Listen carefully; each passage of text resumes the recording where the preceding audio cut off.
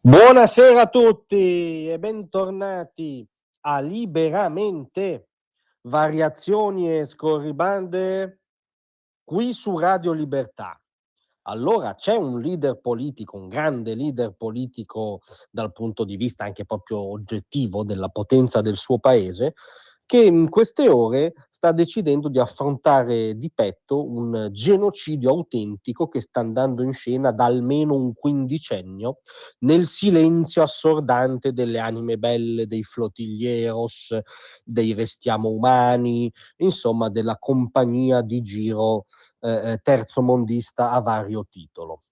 Il genocidio in questione non è un genocidio in senso letterale, cioè lo sterminio di un gruppo etnico, lo è nel senso altrettanto terrificante dello sterminio di un gruppo di un tipo umano culturale, antropologico, religioso, e cioè è il genocidio, la strage immane dei cristiani che va in scena quotidianamente in Nigeria. Il leader politico che batte un colpo è niente meno che il comandante in capo del mondo libero, Donald Trump, che più volte in queste ore è intervenuto sui suoi social sul tema, scrivendo tra l'altro: il cristianesimo sta affrontando una minaccia esistenziale in Nigeria e gli USA sono particolarmente preoccupati. Quando i cristiani o qualsiasi altro gruppo vengono massacrati, come nel caso della Nigeria, gli Stati Uniti non possono restare a guardare mentre si verificano tali atrocità. Gli Stati Uniti non possono restare a guardare il genocidio dei cristiani, con tanti saluti tra l'altro a quelli che Trump era un isolazionista disinteressato a quello che accade nel mondo. Segue avvertimento non solo se il governo nigeriano continuerà a consentire l'uccisione di cristiani, gli USA interromperanno immediatamente tutti gli aiuti e l'assistenza, vitali per l'esistenza stessa di qualcosa come il governo nigeriano, ma minaccia esplicitamente che l'esercito americano potrebbe entrare in Nigeria, sparando a raffica per spazzare via completamente i terroristi islamici che stanno commettendo queste orribili atrocità. Donald Trump non ha paura, non l'ha mai avuta, di chiamare le cose col loro nome. D'altronde siamo di fronte veramente a un'ecatombe contemporanea che dal 2009 a oggi assomma circa 52.000 nigeriani, persone uccise in quanto cristiane. La Nigeria, un paese enorme, oltre 200 milioni di abitanti, è suddivisa in una parte settentrionale a maggioranza musulmana, una meridionale dove prevalentemente c'è la presenza cristiana, che è soggetta all'attacco esistenziale, come dice Trump,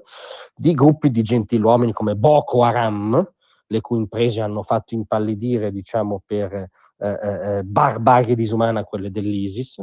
l'ISWAP, Stato Islamico dell'Africa occidentale, una dichiarata filiale locale dell'ISIS, e le milizie islamiche Fulani. E c'è questo gruppo di assassini islamisti che ammazzano persone cristiane in quanto cristiane, non si fanno mancare nulla nel campionario dell'orrore, assaltano chiese, scuole, mercati, perpetrano uccisioni di massa, profanazione dei corpi, incendio di interi villaggi, saccheggio dei beni della popolazione cristiana, violenza sessuale, rapimenti, con particolare ovviamente appunto accanimento sulle donne cristiane che sono colpevoli doppiamente, atrocità documentate sui bambini, che tra l'altro quelli che sopravvivono, perché spesso vengono bruciati nelle case, reclutati forzatamente nei gruppi terroristi. La volontà ovviamente è la volontà di ogni islamismo jihadista e millenarista, cioè purificare la Nigeria e l'Africa dai cristiani. E insomma si impegnano molto in questo tentativo e sono ben avviati, visto che appunto complessivamente abbiamo superato le 50.000 vittime, perlomeno quelle documentate. È una tragedia quotidiana di fronte a cui il bel mondo nostrano è muto. Non c'è ovviamente nessuna flottiglia, non ci sono maratone in prima serata, ma neanche uno sparuto programma alle 23:45 che parli di questa cosa, non ci sono intellettuali che firmano appelli, non c'è nessuno che sproloquia di mettere il corpo a difesa